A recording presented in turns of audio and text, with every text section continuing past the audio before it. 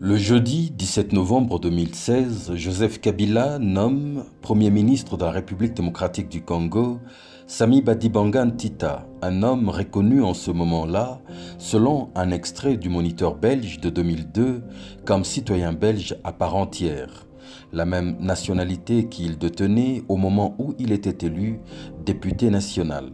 L'affaire fait grand bruit à l'époque, mais vérification faite, même après son passage à la primature, Sami Badibanga Ntita continue de garder sa nationalité belge comme le prouve un extrait du même journal officiel, consulté ce mercredi 28 mars 2018 à 9h50 heure de Bruxelles.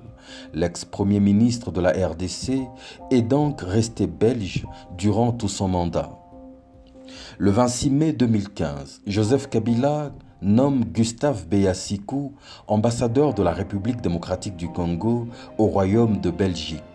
Une désignation rejetée par les autorités belges au motif prouvé que l'ambassadeur nommé est bel et bien citoyen belge. Joseph Kabila le réaffecte alors en Angola où il continue de représenter la RDC en gardant jalousement sa deuxième nationalité sans y avoir jamais renoncé. Au mois de décembre 2016, Joseph Kabila nomme Orly Ilunga Kalenga ministre national de la Santé publique. Un homme qui au moment de sa nomination et même pendant qu'il continue de trôner à la tête de ce ministère jusqu'à ce jour a la nationalité belge et n'y a jamais renoncé.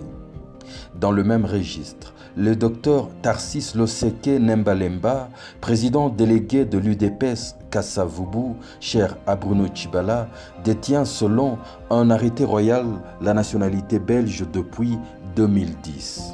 L'année suivante, en 2011, il s'est même présenté comme candidat député national avec la même nationalité sans jamais y avoir renoncé. À ce propos, M. André Kabanda de l'UDPS Benelux exhibe des preuves accablantes. Ce monsieur, il n'est pas congolais. Ah bon? Oui, parce qu'il veut qu'on joue dans la boue, on va jouer dans la boue. Le sait que nous avons, moi j'ai un document ici qui est la loi belge qui accorde la naturalisation aux citoyens étrangers qui le demandent. Et cette loi date du 19 mai 2010. Et dans cette loi, si vous permettez... Oui, je vous en prie, parce que bon, c'est bombe contre bombe, quoi, apparemment. La loi accordant des naturalisations du 19 mai 2010.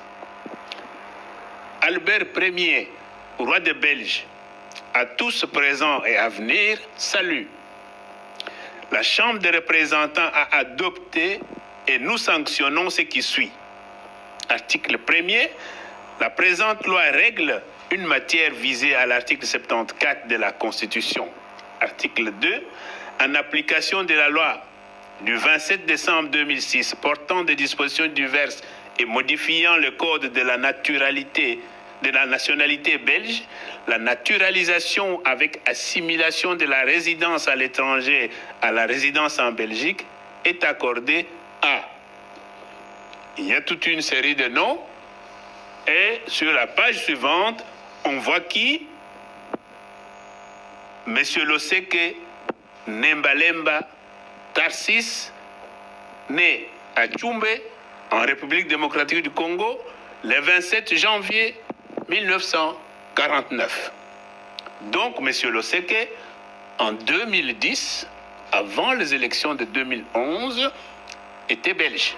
Des personnes toutes officiellement nommées par arrêté présidentiel de la main même de Kabila, présenté comme le garant de la nation, sans que cela n'ait aucunement conduit le procureur général de la République, Flori Kabange Numbi, pourtant pasteur évangélique de son État, à la moindre information judiciaire contre les précités.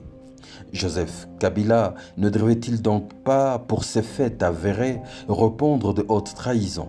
Le procureur général ne devrait-il pas lui également faire face à la justice pour les mêmes raisons?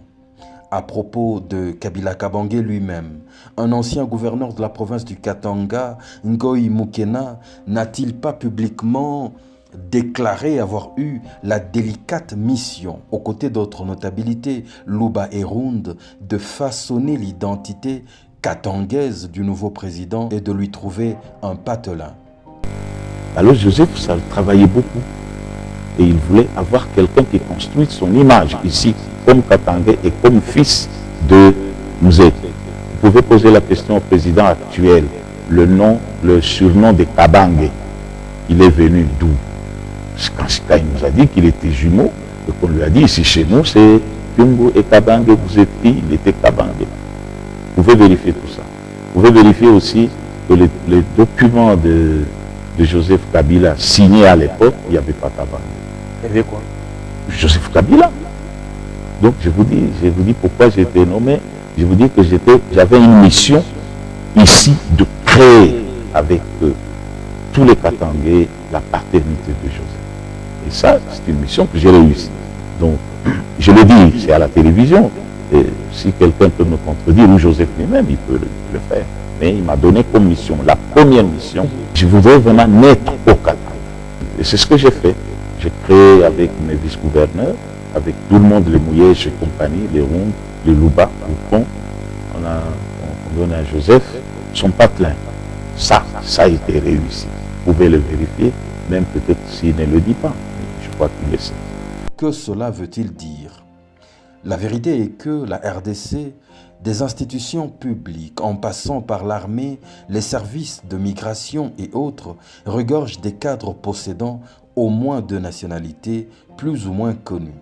Les exemples sont légion. La suite de notre livraison se chargera de vous les dévoiler les uns après les autres, preuve à l'appui. Pourquoi ne pas chuter par ce journaliste de Kinshasa, patron d'une chaîne de télévision et président de l'UNPC Kinshasa, Jean-Marie Kassamba, qui lui n'a pas caché le fait de sa binationalité. Il est français. Une précision des tailles s'impose quant à la diaspora. La plupart des gens qui font beaucoup de bruit d'ailleurs ont la double nationalité, comme moi. Nous nous retrouverons bientôt.